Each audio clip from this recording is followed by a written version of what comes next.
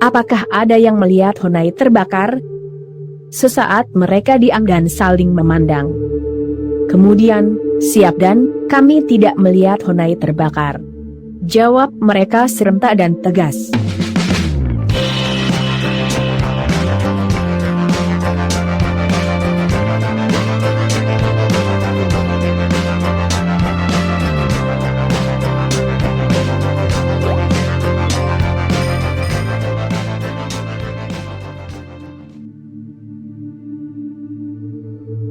Sampai hari kedua, keadaan bangunan puskesmas, rumah nakes, dan rumah warga aman. Situasi terlihat sunyi dan sama sekali tidak ada aktivitas warga. Hari ketiga, sekitar pukul 16 sore, tiba-tiba saya melihat satu anggota KKB bersenjata laras panjang, sudah berdiri di depan rumah nakes, kira-kira 30 meter dari bangunan puskesmas. Ia terlihat sedang membidik ke suatu sasaran, namun kemudian ia membatalkannya dan menghilang di balik rumah warga. Beberapa saat kemudian dia muncul lagi. Saat saya memposisikan Yeva di titik 0 senapanku, saya melihat ada beberapa orang anggota KKB lain datang dari arah bawah.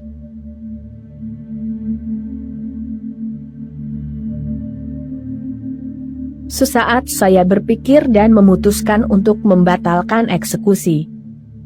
Kemungkinan besar mereka sudah berada di pemukiman warga sejak malam hari. Biasanya KKB akan melakukan pembakaran dan penjarahan barang-barang milik pemerintah maupun milik warga saat subuh menjelang pagi, kemudian melarikan diri sebelum matahari terbit. Saat ini mereka tengah mencari kemungkinan masih ada warga atau aparat yang berada di lokasi. Kami mengawasi pergerakan mereka. Jika mereka mencoba merusak bangunan puskesmas atau rumah warga, kami akan melakukan eksekusi. Walau tidak efektif karena mereka berada di antara bangunan dan rumah warga, kami harus berusaha meminimalisir aksi mereka.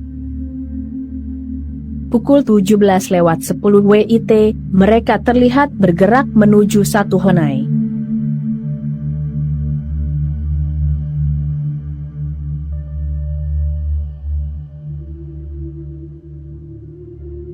Beberapa menit kemudian, mereka menyalakan api unggun di dalam Honai. Mereka berkumpul di dalam Honai untuk menunggu sampai subuh.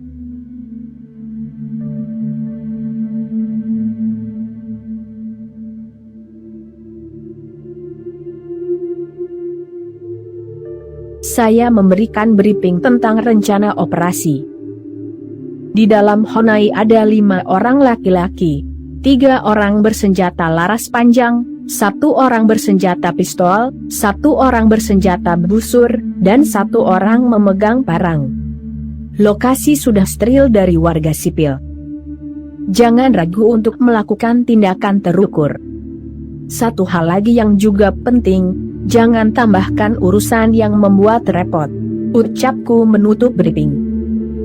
Pukul 23:30 WIT, kami mempersiapkan segala sesuatunya.